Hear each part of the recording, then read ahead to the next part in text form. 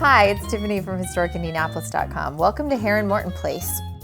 Herron-Morton Place is a really bustling, busy neighborhood. You've probably driven down Delaware, Central, or Penn many times.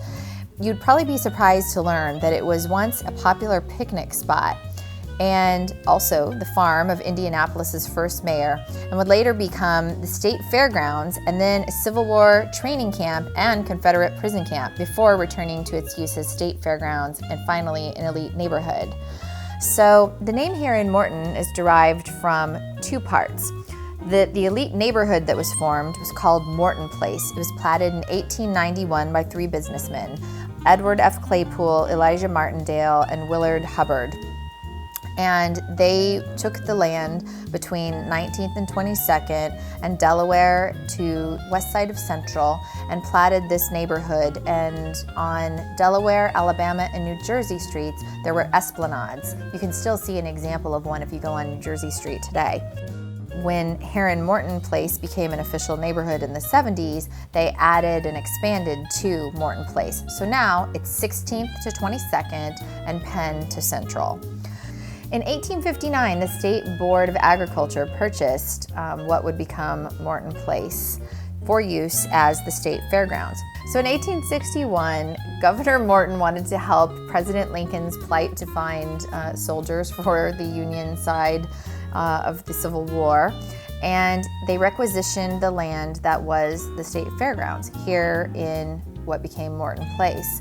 And this eventually housed 6,000 plus soldiers.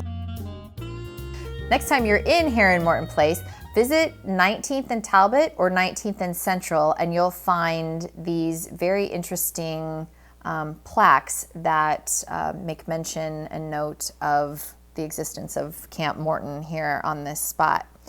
At the end of the war, the land was taken back over to be used as the state fairgrounds once again, and a grand exposition hall was constructed at the intersection of 19th and Alabama streets. 19th was known as Exposition Avenue at that time, and the building, there was a train actually that came very close to the building. The end of the line was there at Alabama and 19th. That was built in 1873. And it was there until 1891 when it was moved to its current location. To reference the Herron part of the name of Herron-Morton. So in 1895, the Art Association of Indianapolis was surprised to learn that a Mr. John Herron, who had just died in Los Angeles, had left $200,000 to the Art Association to fund the furthering of art pursuits and interests in the city. Those would eventually evolve into the School of Art and also the IMA. But the students moved and started classes there in 1902, and the building that you see now was built by Vonnegut and Bond, and it was the first of a series of buildings to be constructed on the site, now being used for Herron High School. Another cool connection in the neighborhood is the Booth Tarkington Theater started here. It was an offshoot of the theater program started at Herron in 1914. And to this day, we have a theater in this neighborhood with footlight musicals and the Headback Theater at 19th and Alabama in an old pharmacy building.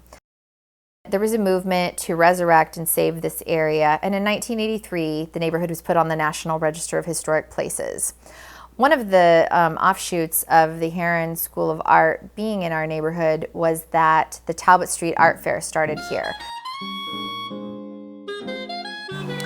So the Talbot Street Art Fair is coming up June 9th and 10th, and I hope you will come stroll around our beautiful neighborhood and check out some of the houses and some of the other bits and pieces that we have to offer while you're here.